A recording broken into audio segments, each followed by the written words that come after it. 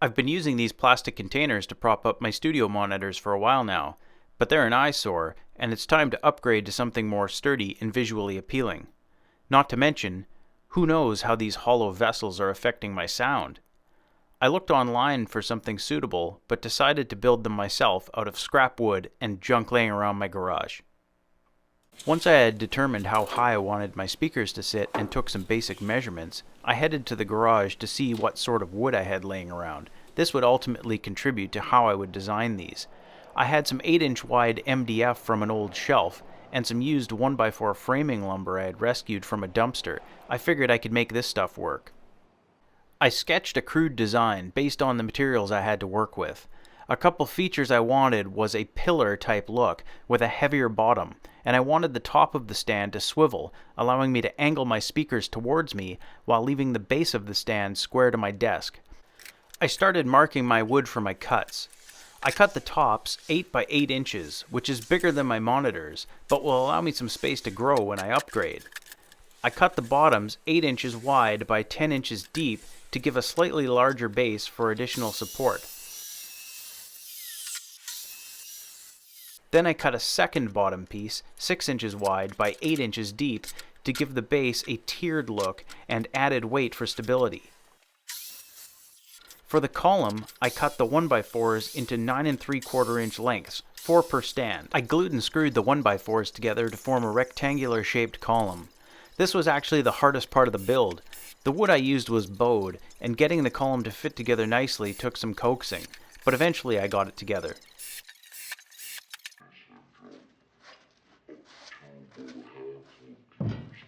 I glued and screwed the column to the upper tier of the base. Then I attached the bottom. In order to get the swivel motion on the top, I added a cap to the pillar cut from some scrap 1/2-inch plywood.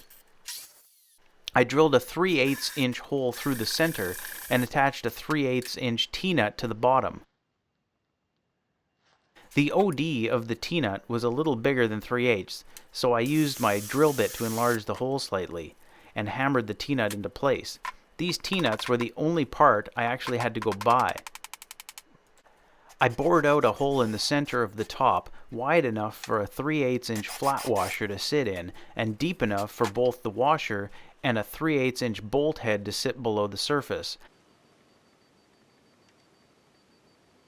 Then I drilled a 3/8 inch hole through the center. I glued and screwed the plywood to the top of the column, then fed the bolt through the washer, both top pieces, and into the T-nut. I tightened it just enough that the top would swivel, but was fairly snug. I found some old rubber-lined counter mats at work and cut them to fit the top and bottom of the stands. The material is similar to a mouse pad with an anti-slip bottom. This will reduce vibrations and keep my stands and speakers from sliding. I used some filler to fill the visible screw holes and other blemishes. Then I sanded down the stands.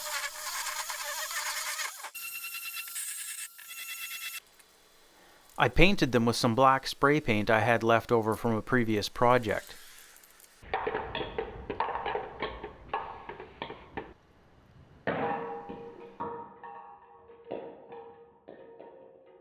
But I ran out, and I had to buy another can.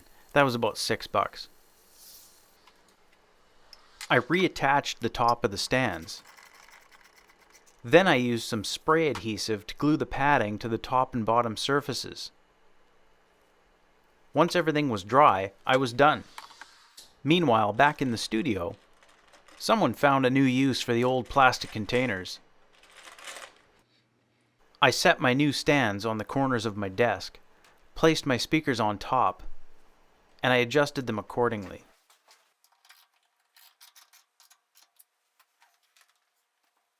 Everything I used to make these stands was reclaimed with the exception of the hardware, screws, glue, and paint. Less than $8 worth of material, and about 75% of that was the can of spray paint. I probably could have made these for under $3 had I used different paint. Aside from a couple aesthetic issues, I'm really happy with how these turned out. In hindsight, I should have used MDF or plywood for the columns.